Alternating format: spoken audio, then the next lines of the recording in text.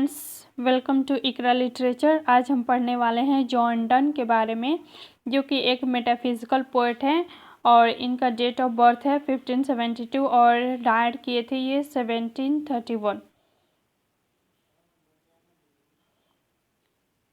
John Donne born 22 जनवरी 1572 London England.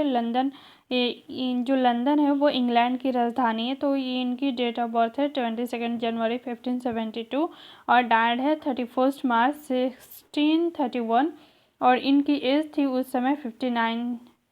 और occupation का बात करें तो वो पोएट थे, प्राइस्ट यानी पुजारी थे, लॉयर वकील। नेशनलिटी राष्ट्रीयता इनकी इंग्लिश थी। अल्मा मैटर यानी शैक्षणिक संस्था कहाँ से वो पढ़ाई किए थे तो ऑक्सफोर्ड यूनिवर्सिटी। जॉनर यानी ये स्टाइल तो वो सटायर था। लव पोइट्री इलीजी यानी शोक गीत। सरमन्स का मतलब होता है उपदेश।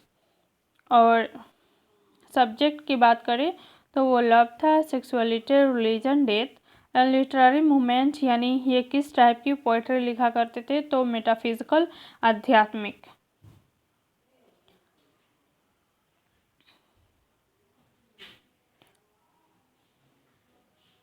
He was the most independent of the Elizabethan poets, यानी वो एलिजाबेथन पोइट में सबसे इंडिपेंडेंट पोइट थे, यानी वो किसी पे निर्भर नहीं थे। He revolted against the easy fluent style, stock imagery and pastoral convention of the follower of Spenser. उन्होंने विद्रोह किया। रिवोल्ट का मतलब होता है विद्रोह किया, अगेंस्ट खिलाफ।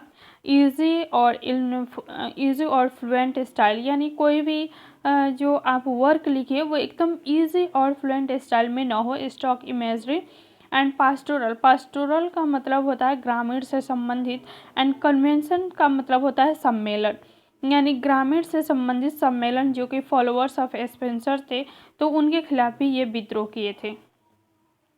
He aimed at reality of thought and vividness of expression. इनका एम था रियलिटी ऑफ थॉट यानी जो हमारे दिमाग में एकदम आता है वो सोच लिखने के लिए, एंड विविडनेस यानी स्पष्टता ऑफ एक्सप्रेशन यानी जो भी हम एक्सप्रेस कर सकते हैं जिस चीज़ को भी वो एकदम उसमें स्पष्टता हो, थोड़ी सी भी वेग नहीं हो।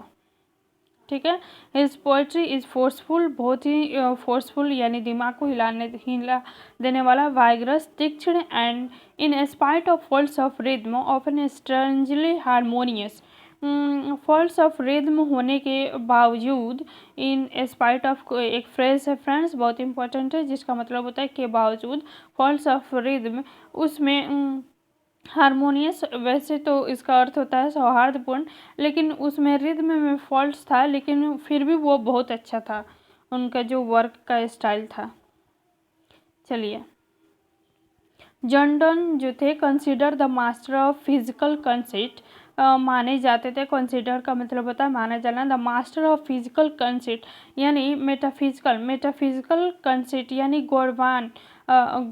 गौरवान्वित कर देने वाले एक पोएट थे। मेटाफिजिकल जो बैकग्राउंड होती है उसमें एंड एक्सटेंडेड मेटाफोर, और मेटाफोर को उसने और बढ़ावा दिया। That combines two vastly different ideas into single idea, जो कि दो अलग अलग विचार को एक ही विचार में कंबाइन करता है।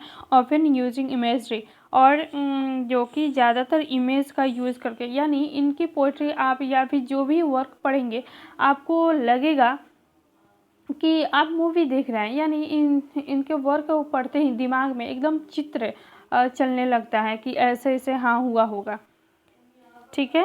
His works are also witty, इनका जो वर्क था वो बहुत ही विटी, जो शब्द है वो विट वर्ड से बना हुआ है, यानी बुद्धिमत्ता पूर्वक बहुत अच्छी तरह लिखे थे। एम्प्लॉइंग पैराडॉक्सेज का मतलब होता है विरोधाभास। कोई भी वर्ड जब दो मीनिंग बताता है, दो अपोजिट वर्ड, तो उसको पैराडॉक्सेज बोलते हैं। Puns and subtle yet remarkable analogies. Puns का मतलब होता है फन यानी हंसी मजाक से, सब्टल का मतलब सूक्ष्म, और येट रिमार्केबल अभी भी यादगार है। एनालॉजीज का मतलब होता है उपमा, जो भी ये एग्जाम्पल दे दे करके ये पैराडॉक्सेज, विरोधाभास या फिर हंसी मजाक वाला, ये इतना सूक्ष्म था कि अभी भी ये सब यादगार है उनकी। Donne's pieces are often ironic and cynical. यानी ये जो भी चीज़ लिखे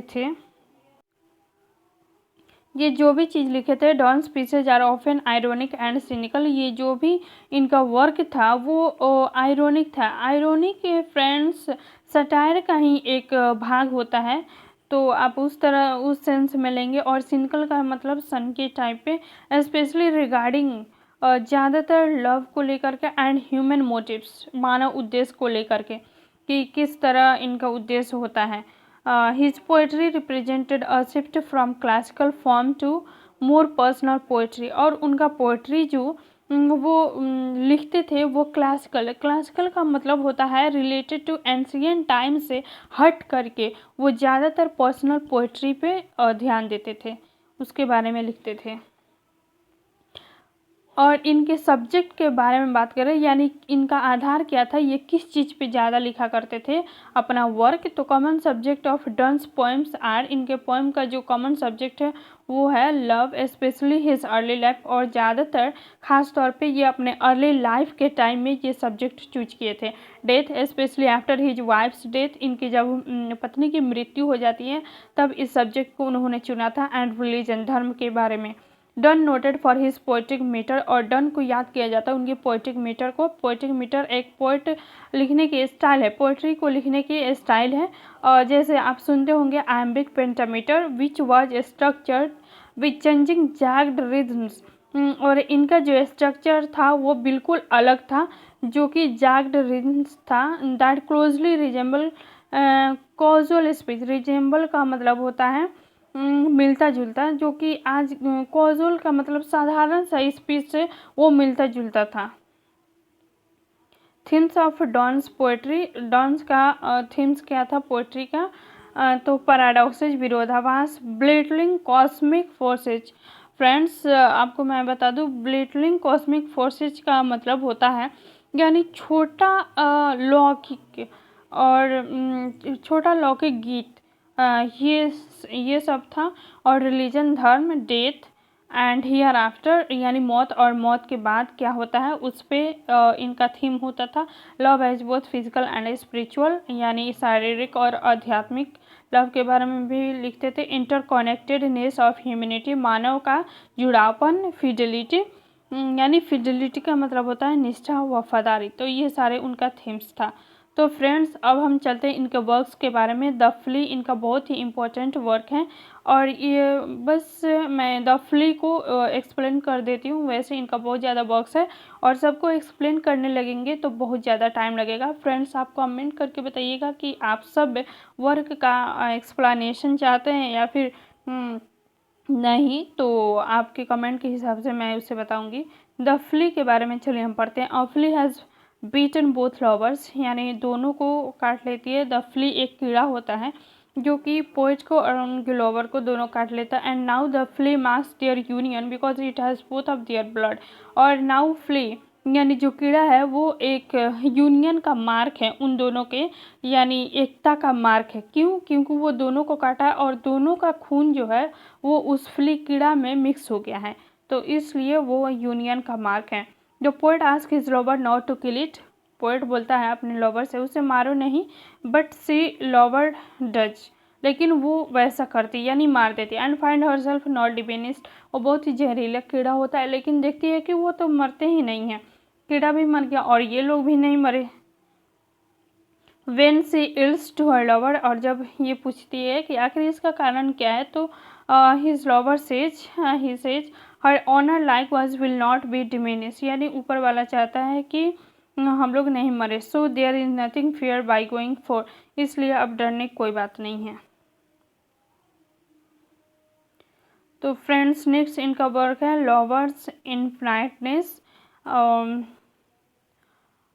द कैनोनाइजेशन, कैनोनाइजेशन का मतलब होता है संत रूप में ख्याति, यानी आप को जब एक संत के रूप में ख्याति मिलती है तो उसको द कैनोनाइजेशन बोलते हैं। और नेक्स्ट वर्क है अ वेलेडिक्शन फॉरबिडिंग मॉर्निंग। फ्रेंड्स मैं बता दूं, वैलेडिक्शन का मतलब होता है विदाई, और फॉरवर्डिंग का मतलब बचना, और मॉर्निंग का मतलब होता है शोक। यानी विदाई के समय हमें शोक से बचना चाहिए। यानी पार्टेडनेस यानी अलग होना, ये तो ये नहीं हो सकता है कि हमेशा आदमी एक ही साथ रहे। कभी तो विदाई यानी जुदा वाला मोमेंट तो आते हैं, तो उस समय हमें शोक नहीं मनाना चाहिए। इस पे बात किया गया है। And next work is hymn to God my God in my sickness. ये भी बहुत ज़्यादा इम्पोर्टेंट वर्क है इनका। And the last one is holy sonnet 14 batter my heart. तो फ्रेंड्स ये हो गया इनका वर्क्स। आई होप दैट आपको ये वीडियो बहुत पसंद आया होगा। एंड तो चलते हैं हम इस वीडियो को आज यहीं फिनिश करते हैं। Thank you.